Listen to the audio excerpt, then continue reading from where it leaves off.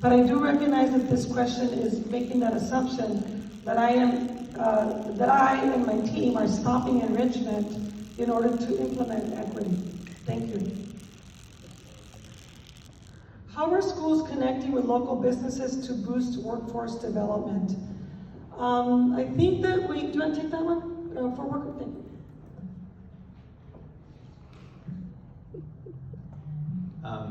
Since I'm at the high school level, I can answer that probably most of it. All of our students have a 60-hour community service requirement that requires them to go out to the community to work, and we're trying to do more targeted approaches where identifying a student's career aspirations is tailored and connected to their community service they do. So if they're interested in the medical field, for example, there are places where they can volunteer at at the hospital, or they can volunteer in a physical therapy office. If you're interested in going into the military, for example, there are work that you can do with our local military organizations in town to support getting a little bit of more taste of that, or the law enforcement, what have you. And so that is, rather than just community service wherever, having them really connected to our community, and then also bringing those business leaders and bringing those people onto our campuses more. We do a lot of college visits. All the colleges all over the country come to our campuses to meet with our students and share. But we now have college and career counselors dedicated at each of the high schools that are really focusing on that second C, the career aspect of what they do, bringing in opportunities for students to do internships in the local community. I would tell you though, we are eager and hungry for all of our business leaders to come to our campuses, engage with us, ask how they can help, ask how we can help them. We have thousands of students looking to find ways to connect to their local community. So I encourage you, come on out, meet with me, meet with our college career counselors, and let's partner even more.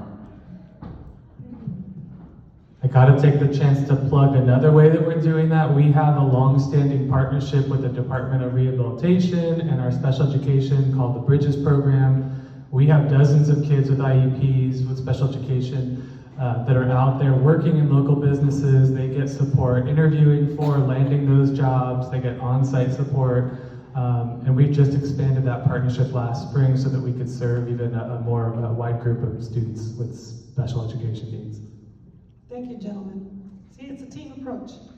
Next question, of the $177 million in property taxes, what percentage do we control, and where do these control dollars get allocated? So this is speaking to the property taxes that our district receives. Of the $177 million, 84% goes to teacher salaries and benefits, and then the rest gets allocated through books and supplies, through other capital improvements, the things that we mentioned earlier. And so, yes, we do get to control all those dollars. Next question, when Dr. Maldonado talks about community volunteers to assist in classrooms or after-school environments, enrichment, how are those volunteers acquired? Is there some kind of community billboard to advertise that need? And are there currently any volunteers working in music or the visual arts? We are going to, so one of the things that we are developing with the Santa Barbara Right Foundation that I'm asking for is to create the program for a volunteer corps that comes into our school district to offer us time and talent, right? It's not always about money, sometimes it's also about time and talent. And so we will be putting together a way to bring back volunteers. I recognize that after the pandemic, we sort of limited for good reasons then, and not so good reasons now, because times change and things change. We will be ensuring that we communicate that out together. The last one here, why are school administrators and teachers stressing systemic inequalities and teaching that in the classrooms? I'm asking Mr. Woodard, would you like to? Yeah, I'll repeat the question. Why are school administrators and teachers stressing systemic inequalities and teaching that in the classrooms?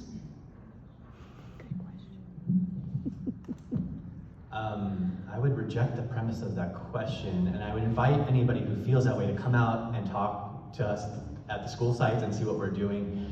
We are really raising the bar for all of our students, and so rather than limiting students' aspirations, say by ninth grade English, for example, rather than being in the college prep or the honors track before you even step foot on high school, we use ninth grade to coach all our students up with high levels of rigor. We support those that need more support, and we make sure that they all are getting that preparation if they want to take an AP or an IB class or a dual enrollment class, that ninth grade class is so important to setting that tone.